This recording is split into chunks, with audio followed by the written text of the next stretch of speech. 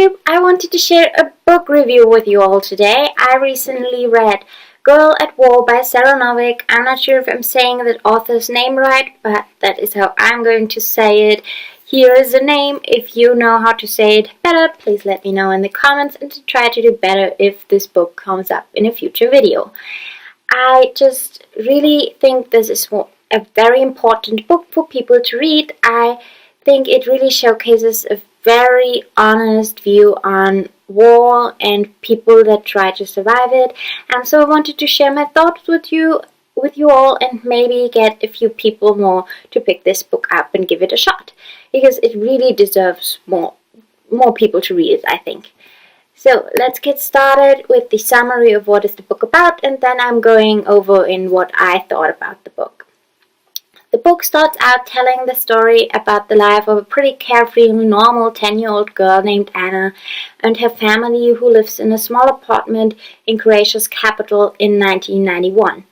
And how, when the Civil War started there, the daily life of Anna that Anna took for granted suddenly fell apart around her, and it shares the horrors of war arriving at the doorstep of Anna and her family's apartment, and how they try to survive in a city where they can never be sure who they can trust and who might be out to get them. And then the story switches to 2001 in New York, where Anna now attends college in Manhattan, but can't seem to forget the war that she's supposed to have left behind in Croatia, but she just isn't able to keep her memories of that time in the past. She can't keep her childhood that ended so abruptly in the past, and this book deals with how she's trying to figure out if she wants to keep being a shell of a girl at war, or if she wants to really work on building herself up from the ruins that the war left behind. The book is heartbreakingly beautiful, not only because of the writing and great characters, but the overall story itself as well. I loved how Sarah Novick manages to realistically show how completely stupid most wars are, and especially when seen from a perspective that doesn't understand the political and historical standpoints of why a war started, or why it is going on, or what is happening, what the people are fighting for. The perspective of a child, where nobody explains why people are fighting and why people are being shot and killed. It brings war even more clearly to you, because it's just you're really questioning what you know about war and warfare when you see it from a child's perspective that doesn't understand why it is all happening, and you think about why it might be happening, and it really brings home the entire war situation. Anna, for example, really doesn't understand why she should hate a boy in her class now that the war has started, because before these summer holidays, the boy had no problems at all at school. She always went with him to school from the day she started school up until that point. And after the summer holidays, when the war had started, that poor boy, whose name, because one of his parents is Serbian or not Croatian, is not from Croatia, has really big problems in school, such big problems that the parents take the child out, and I think the parents even leave Croatia because it is too dangerous for them to keep being in Croatia because of the war. And Anna really doesn't understand why that is all happening. She doesn't understand why that kid had to leave, and what is so bad about him now when everybody accepted him a few months earlier without any questions. This book really showcases what people are doing in war and how unfair they really are to people that had nothing to do with the start of the war or even what is happening during the war. The book is so honest about war horrors as well. She doesn't take anything back. She really honestly portrays war as it is. She doesn't sweep anything under rocks. She just really showcases war as it is, without any curtains or blackouts or anything like that, which I really appreciated. I think that is really important, that there are books out there that showcase war as the horror that it is, and don't try to romanticize it at all. And I really appreciated that Sarah Novick doesn't say that those war horrors end when the people leave the war zone. You keep those horrors with you. You can't just go from an active war zone to a safe zone and be expected that you just leave it all behind.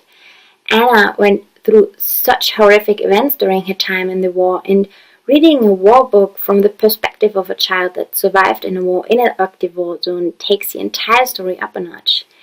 Reading how Anna watched people get shot and falling backwards into mass graves, and hearing stories of a child that is so traumatized that she can't even talk anymore because she's too scared to, and still has a gun shoved into her hands, and being taught how to build it and load it and shoot it when she sees something move to save herself and other children's lives if it was needed. That entire viewpoint just drives the story home in a way that very few war stories have done so far for me.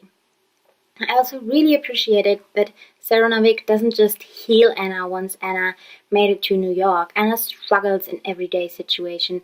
For example, one of the war horrors that keeps repeating for Anna is when she walks down a New York street and sees all the trash on the street. She keeps having to remind herself that she doesn't have to go around it, that she doesn't have to cross the street to the other side, that she doesn't have to run for cover out of fear that the trash is hiding a bomb or that something in the trash is going to explode in her face when she walks by. And that is over 10 years after she left the war zone, and she's still struggling in everyday life just to keep going and not fear that somewhere a shot is going to kill her or a bomb is going to explode right in front of her. And those are the moments that I think make this book really special. Sarah Novik doesn't try to romanticize war, as I said. She doesn't try to talk it pretty. She doesn't make excuses or try to explain the reasons behind it all. The entire book is simply one point of view during a horrible part of history that a child lived through and trying to survive.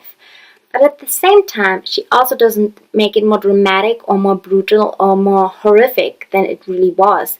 She takes real situations that real people really went through and just tells it how it might have been during that war. She doesn't use a war as an excuse to write an overly brutal book, but she also doesn't use the war to tell a love story that is unnecessary. Novik shows that people die during a war, but also that people survive during a war. She shows that families break apart, that friends leave, or that they can survive and find each other again, either during the war or after the war. And she also shows that people leave, but also that people help each other out in big ways.